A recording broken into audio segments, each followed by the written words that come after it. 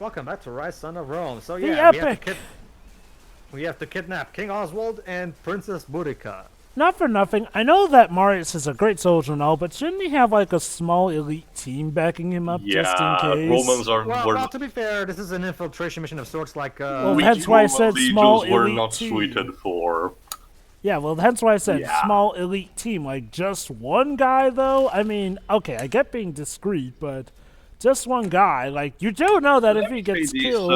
To go back to some historical accuracy, because might as well turn this commentary into a actual history lesson at this point. That's a nice artwork. Oh, that is nice. That's, I guess, Oswald here. Oh, no, it's actually Marcus. Marius, sorry. Marius, actually. Marius, my bad. But anyway, to go back to what I was saying, one of the winning strategies that the Romans applied was when they peacefully acquired a region, quote unquote. They adopted their tactics and integrated their people into their army.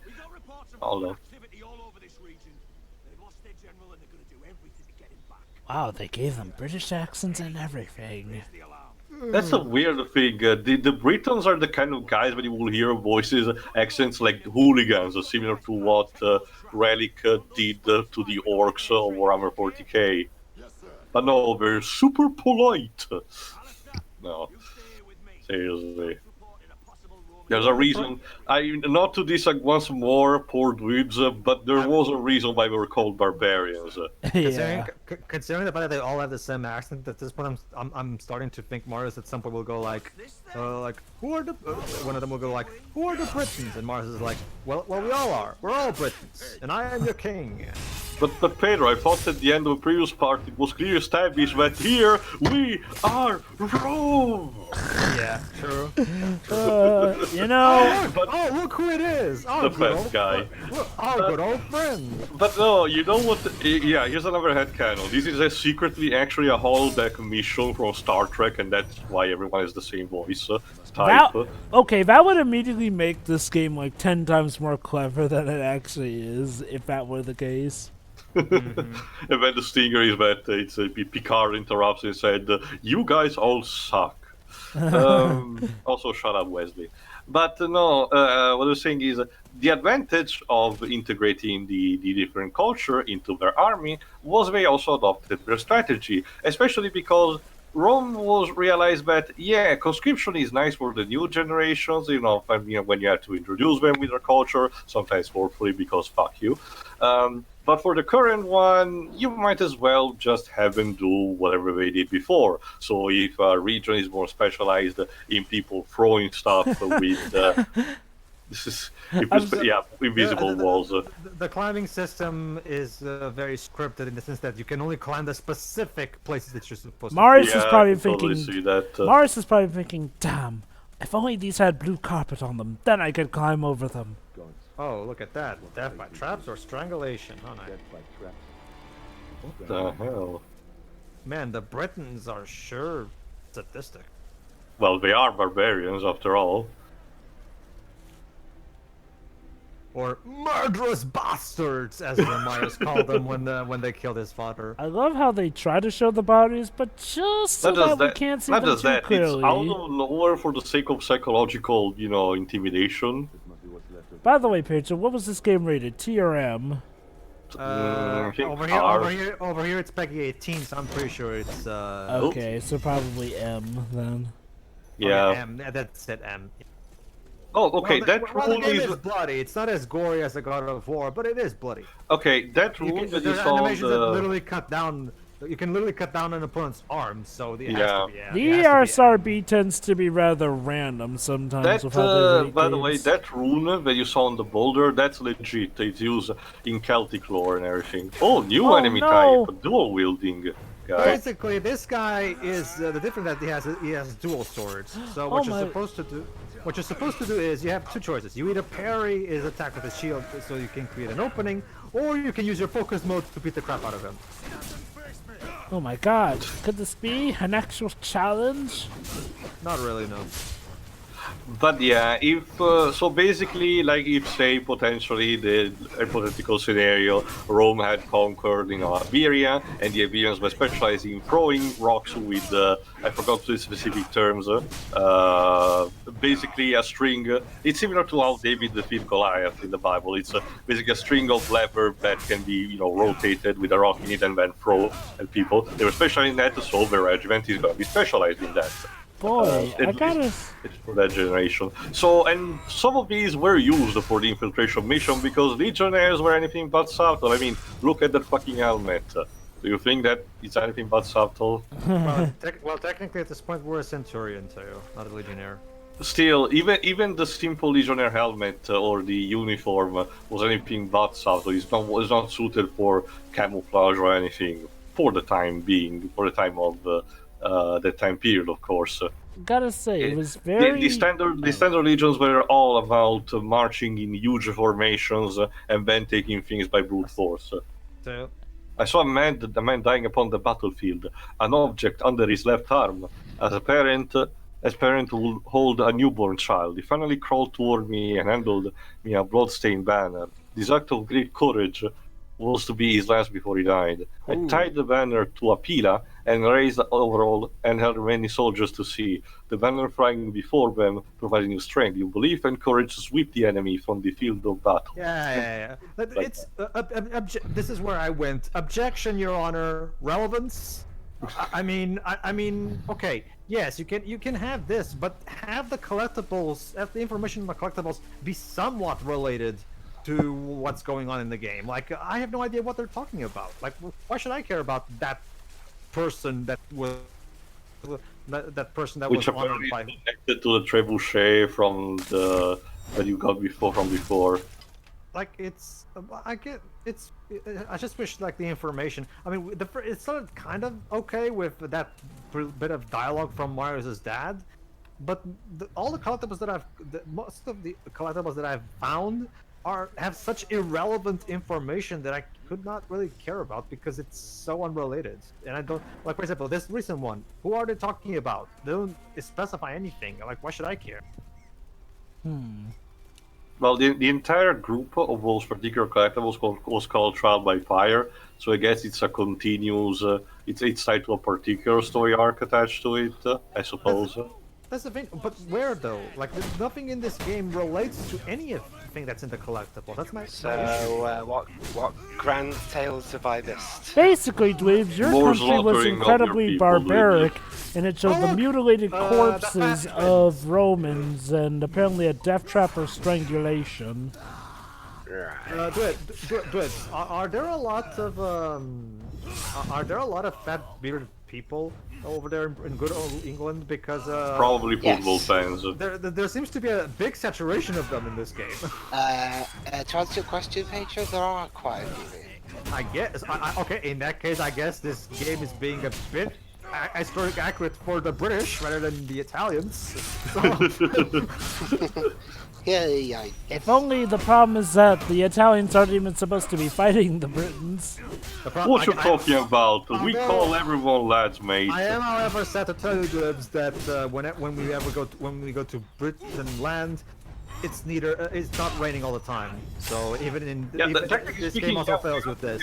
We are in the land of Britons, and it's a bright sunny day. So what the hell? Yeah. I mean, it's literally one of the first thing that Asterix and the Britons establishes. There you go. I've revealed all my focus thanks to focus game. Okay, basically, this is about where I found out the secret to beating this game. Basically, every time you start a new chapter, your focus gauge goes back to 0. So here's what you do.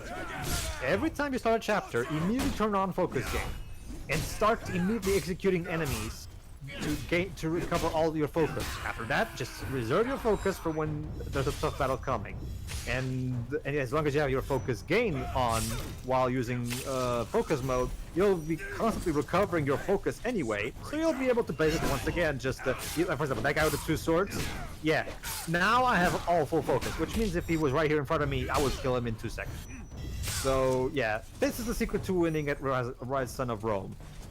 make good use of focus regain at the beginning, and then keep alternating between it and health regain, and you're fine. No one can touch you. You're fine. Some of these don't even make sense. I can understand regaining focus by being good at combat, but the regaining health is such an arcade-like, feature for the gameplay that clashes with the rest of it. And my guess is, Theo, they didn't want to have traditional health pickups or traditional healing items. I suppose. Because maybe there weren't those in it. Maybe it doesn't make sense for a Legionnaire or a Centurion to have those. I don't know. So they figured, let's go arcade and have it regain as one of your rewards for an execution.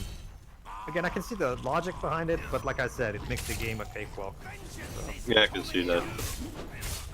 Ow. Yeah. I think I'm about to use the. Well, if you're not here, probably another one. Never mind, I didn't need it. See, even without it, I can still beat these guys easily. So, see, here's the thing: if you notice well, you'll notice that the guy with the 2 swords is the same model as those other guys with that one sword. The only difference is that they give him 2 swords and a jacket. But aside from that, it's the same model.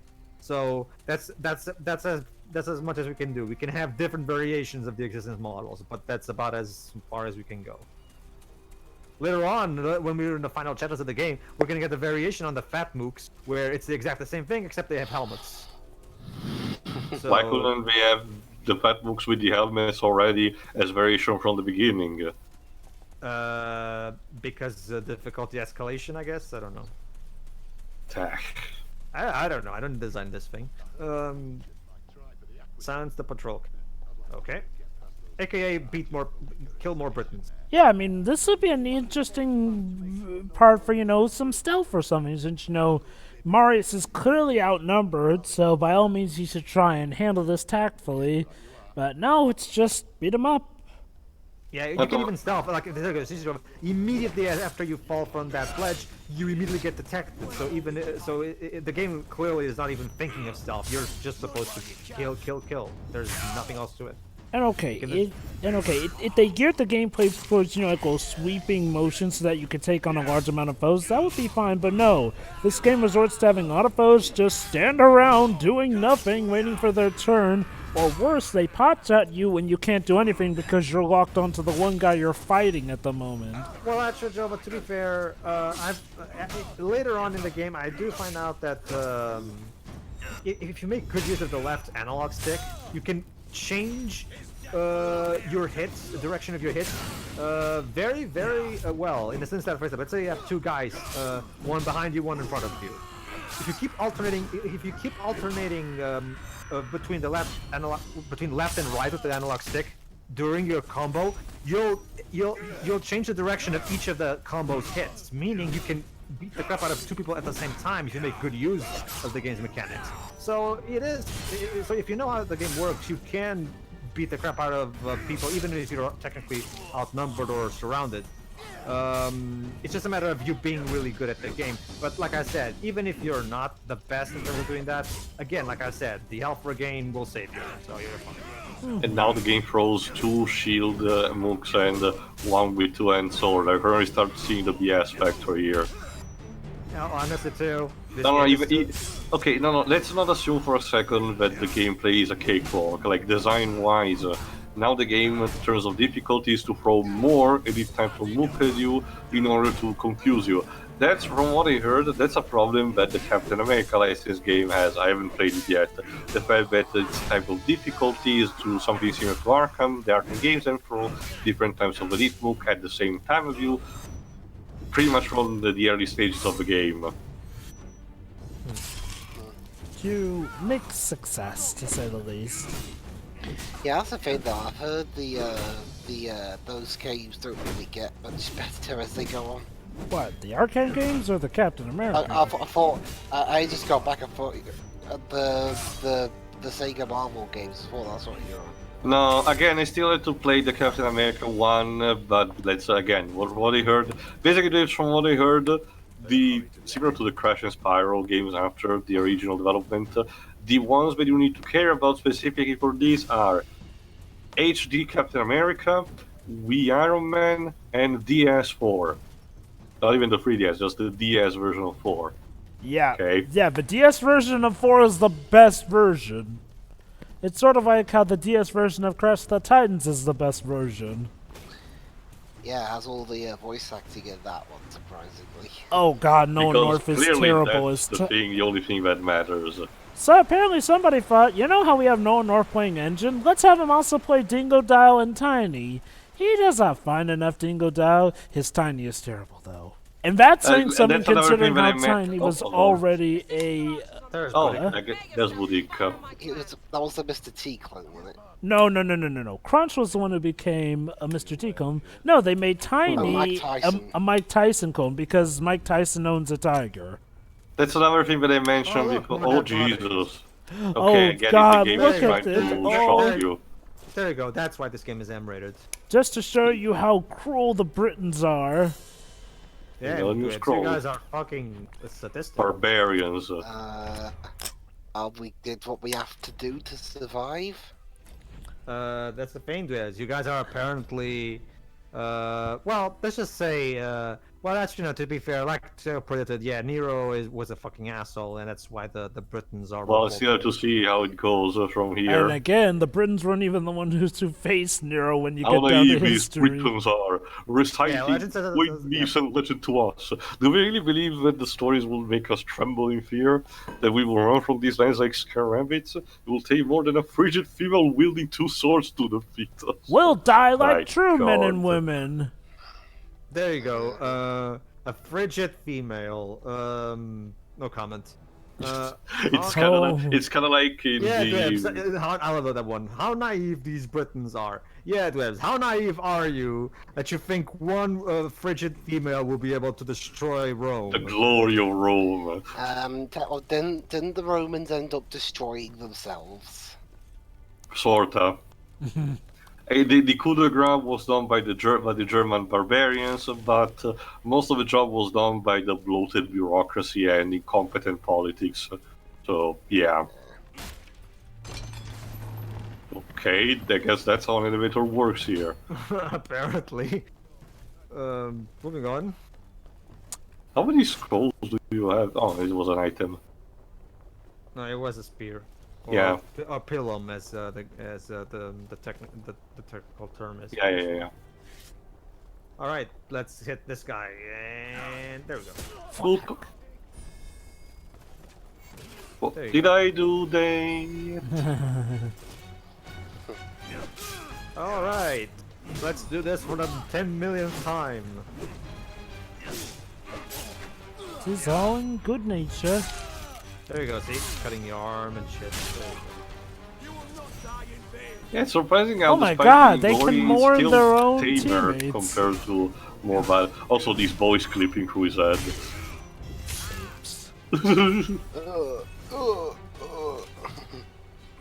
Very good work, everyone. Good work, do it. team. go. Oh wait, It's I'm am- alone. It's amazing how Marius is this fucking killing machine. I And know, Yeah, I right? know, right? And trust me, the climax of the game is gonna try so hard to sell you on his badassery. Like, that I it mean, it becomes pretty ridiculous. like what? Did they want like Marius to be like in a crossover or something and be recognized as like the best? Because look, I get that Marius can be awesome. Clearly, Marius is going to become Crytek's mask. Clearly, they're trying to make sure you know how That's awesome the he sad. is. That's the sad thing. If this was kept as a Microsoft API, Microsoft ideally did their own, not even has to be one-to-one identical, but their own ideal crossover between their major IPs. I can totally see Marius as being a potential character for that. You know. I love how he pulls the sword or the endless bout of projectiles out from his chest or something. Yeah, I will say, however, that honestly, having finished the game, I can say that the story feels incredibly conclusive. Like in the sense that it doesn't really feel like to me that this game was made with a potential sequel in mind. Because, Well, I maybe mean, they did the smart thing and, you know, gave it a conclusive end as opposed to trying to do what a lot of cheap developers like to do and make a sequel. That was an explosive barrel, Mario. That was kind of risky. Well, hey, oh my God, they didn't have it explode upon him touching it. That may be one of the more realistic Never mind the things this fact game has that done. back then Stop the- explosive stop the technology. Stop Explosive the technology. ballista, and I just did. There you go. Never mind the fact that back then explosive technology was not even remotely conceived. The closest thing you had was Greek fire, and even then it wasn't simple as storing it in barrels. Our archers are dead, and okay, I don't really care because all I care about is the Roman self. Well, what you said about the conclusiveness, I guess even if they wanted to make an hypothetical sequel, would it just switch it to another protagonist in another time? Or guess. again, maybe they would make a story for the protagonist again. I think the best way to describe it is like it's like Crash Bandicoot, where they made a conclusive story, but it's not like, you know, they were admissed to the idea of doing a sequel. They just didn't do what a lot of companies like to do and make an obvious sequel hook just to try and act all pompous, like, oh, Maybe we they were know gonna we're go getting for- a sequel. It's similar to how Infamous managed to continue despite not using the same main character after 2, for different reasons.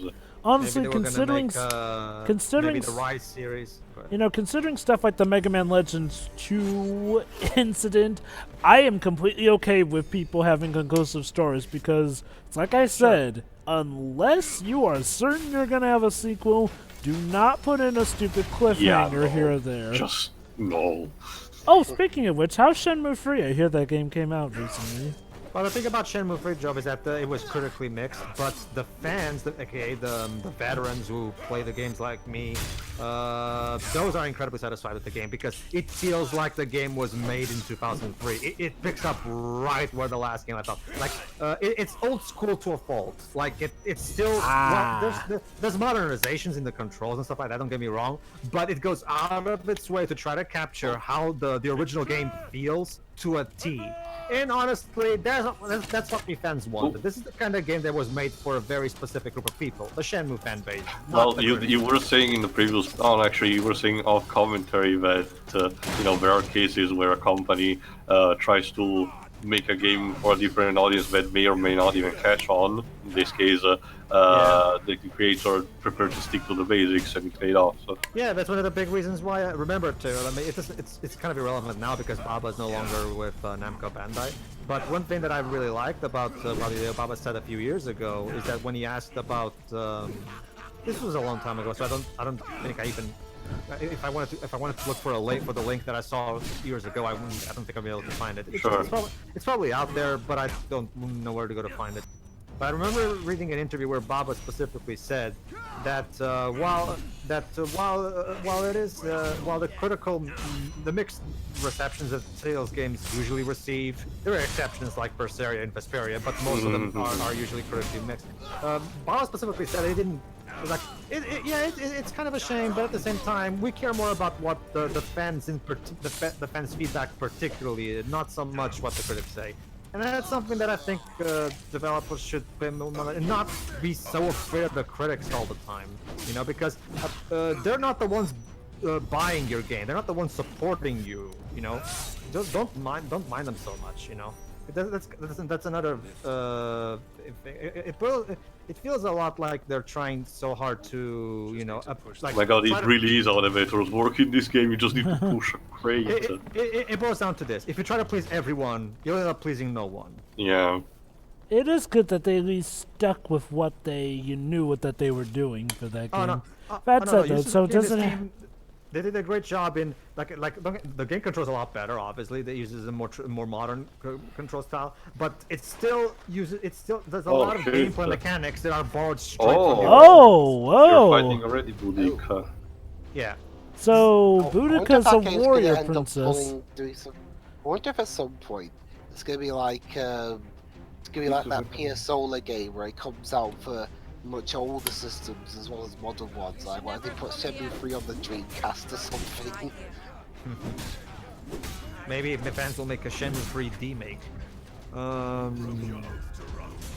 Yeah, and well, for context, PS Solar and the Great Architects is a 16-bit styled RPG, I think it is, and it was released in like 2010, I think. And they actually released it on the Mega Drive. So yeah, Boudica is the first real boss of this game. The Briton warlord was kind of a pretend boss of sorts. But yeah, this is the first boss that I have even as a laugh. It boils down to this: She has a double sword, so keep parrying her attacks to create an opening and just hit her again. Oh, it's nice the game finally you throws you some stuff that keeps you on your toes somewhat. And you cannot use your focus mode on bosses. Oh, okay. It's kind of like in South Park, the Stick of Truth, when Jesus is like, you can summon everywhere except bosses. I'm afraid of them. They're scary. They scare me.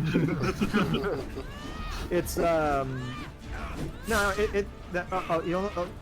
it's two things. One, either parry her attacks, or if you see her glowing red, use circle. Oh, sorry, not circle. B to Evade. use the dodge roll. It boils down to this: dodge or parry. If you're successful, you'll be able to get an opening and hit her once. If you're able to parry, you'll be able to do a full combo. But if you just dodge roll, you'll be able to hit her only once before she starts to hard mode. So basically, Boudica is a fight of patience, basically. Make sure you look very good at her and try to decipher her pattern, her attack pattern, so you can probably. Sorry, go ahead. She evidently has some pretty strong neck bones, considering how that slap against her head didn't snap her neck. There you go. Well, I think maybe that's what they do in their training. So that's what you Brits do. That face. Yeah. Oh, Yeah, you we train coward! on- Sore loser. Fucking barbarian. Alright, now I can use we the. train. Yeah, we train on necks. I love how you pounding on the ground literally knocked one guy over the ledge. Like, Marius is so awesome that he has the force, apparently. Yes, that's how awesome he is. Let's just say, Jova, the game is going to. Well, Jova, let's not forget that that yellow lady that magicked us back in chapter 1. So who knows? Who knows? Maybe Marius is the chosen one. I mean, yeah, there's nothing really going against that story ideal. Also, seriously, Boudica, why didn't you order just some archers to fire on him? Because I guess she's not as good of a strategist as Marius is. She's only, you know, the freaking, well, one of the leaders, apparently, so you'd think that she would have some smarts on her. She's competent what's enough in a interesting? fight. Well, You know what's interesting? The game will also establish. I forgot if we read it. Yeah, we we didn't properly read everything because they were kind of beat through that reading. But that particular scroll that talked about her swords, it says that apparently she's the daughter of King Oswald, and she murdered her husband to become her father's second in command. So hold on, wait a minute, wait a minute. So you married this guy, but then you murdered him so you could become the second in command in Britain's army? What kind of logic is that? Don't you see? that They're apparently barbarians. doesn't mean anything, but instead the ranking. But how does killing your husband tie into that? He was occupying that position beforehand. I guess, but why wouldn't the father just give that position to the daughter from in the first place? He's, Maybe Why he's probably would one they? of those dads who's like, you know what? You kids have to earn stuff in life. I can't never just mind. give you it. Oh, never mind. I forgot. This is the Middle Ages. You have to have a penis to be a general. Probably part of why she may have killed him. I mean, I guess it's a nice change of pace to see this in a setting here and there. I mean, I'm at the very least glad that the game is not rewriting history for the sake of trying That's to... the problem. Pedro is already doing it for other reasons. It is too, but I'm at the very least glad that in this particular episode it didn't, because so many games are so afraid of remaining historically accurate because they're afraid of offending people on social media and stuff like that. Case for in the point, Battlefield 5. Yeah. Anyway, checked in the meantime, there are 3 composers of this game. Borislav Slavov, Tilman Silescu, now- and Peter Antovsky. I don't know any of these 3. Alright, let's go. Ah, the shield formation. Mm-hmm. Hey, look, Stonehenge. Actually, no, it isn't Java. I know, but it's the stones you normally see at Stonehenge. Well, Well, many they years look ago. like them anyway. No, okay, Dolmen. The proper formation is Menhir, Dolmen, and Cromlech. Wow, the legendary helmet doesn't even have any feathers. No, it's to represent the single, the simpleness of a soldier. See, there you go. See, you're worthless, a legionnaire. Not Oh, entirely worthless, just know that Centurions are more important to us than you. And if you are to fall in battle, one will immediately be there to take your place. Yeah. as the game just showed, Uh, actually. So why do we only have our shields raised for like 1 minute? Or what's like 1 So I minute? guess you still don't know how to use the spears?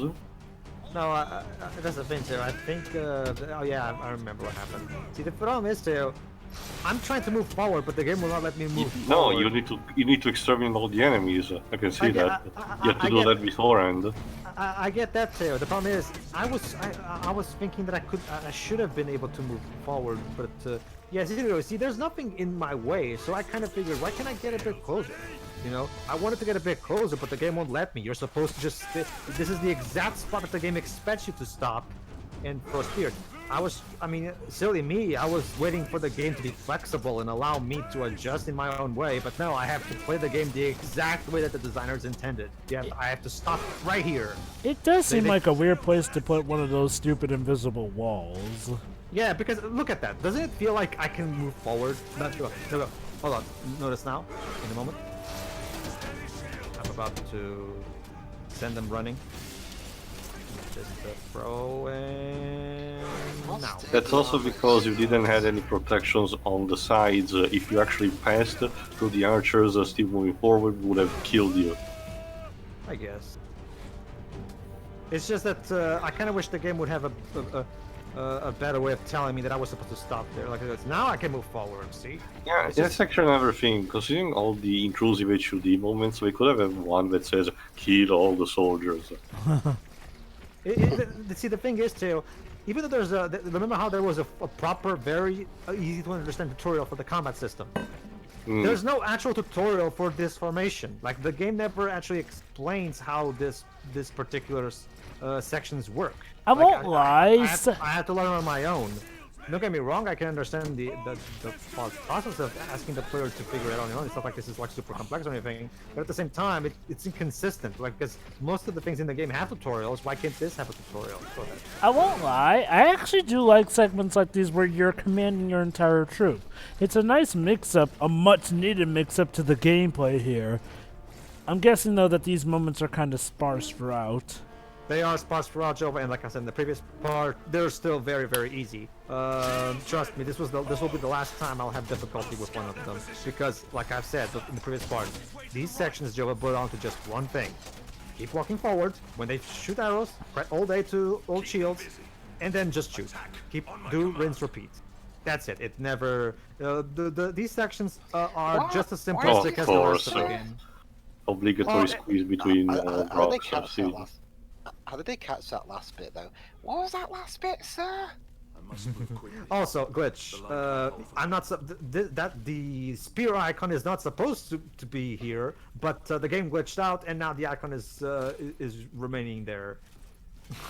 Oh. This is only supposed to happen when I'm under fire by archers, but I'm not. But the game glitched, and the animation of that thing will not stop now. Pedro, it's an indicator that you must move forward, never turn back. I guess.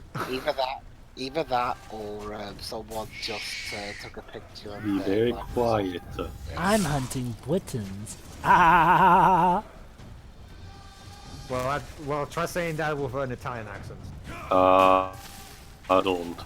Well, you to say it then, sir. No, thank you. Also, It would be hard for... Okay, I can do an Italian accent, but an Italian Elmer Fudd, that's a bit tricky. It is. Somebody resurrect Mel Blanc to do it. Teo, do you think does your country's Elmer Fudd do a good job with the role? It does.